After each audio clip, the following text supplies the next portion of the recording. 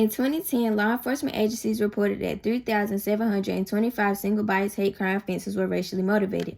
Of these offenses, 69.8% were motivated by anti-black bias. With social injustice taking place, our criminal justice system has taken a turn for the worse.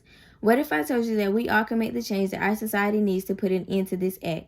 I am Samaya McNeil, and I am here to give you useful information about social injustice. Coming from a small black community, we experience social injustice often. I am comfortable enough to where I feel that I am able to further someone's knowledge on this topic. I encourage you to listen to my speech because it will help in future situations.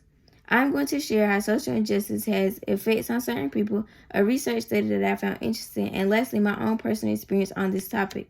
Starting with my first point on how social injustice affects certain people.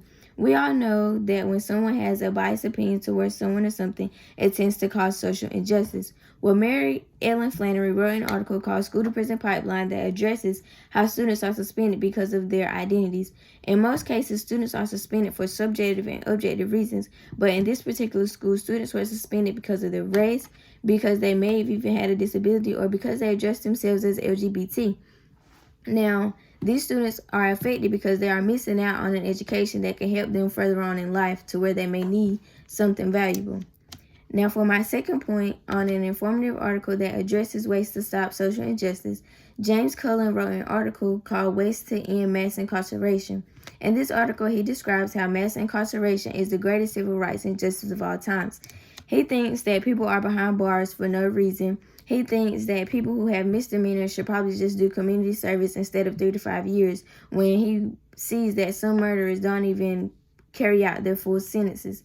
Now, he says that these 4 ways to end mass incarcerations are eliminating lower level crimes like misdemeanors, reducing minimum maximum sentences, making these changes radioactive, and he believes that prosecutors should seek lower penalties when appropriate.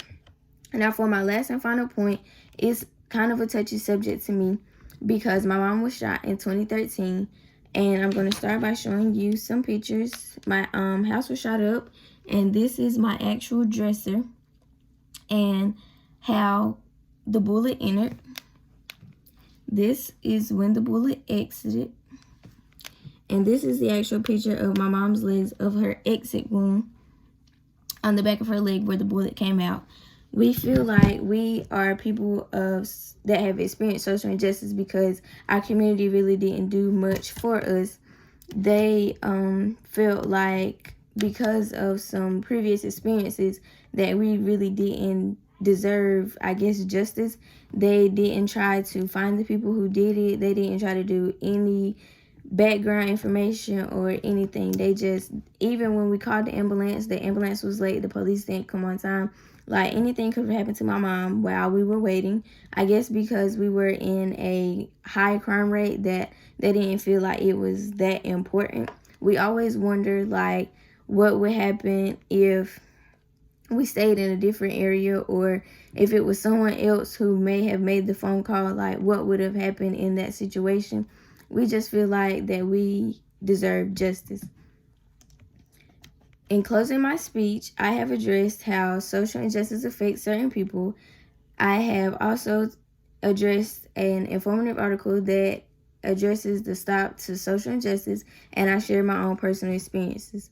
To close, many people face injustice, but it's up to people in the community and their opinions on others to stop this hurtful act. Thank you.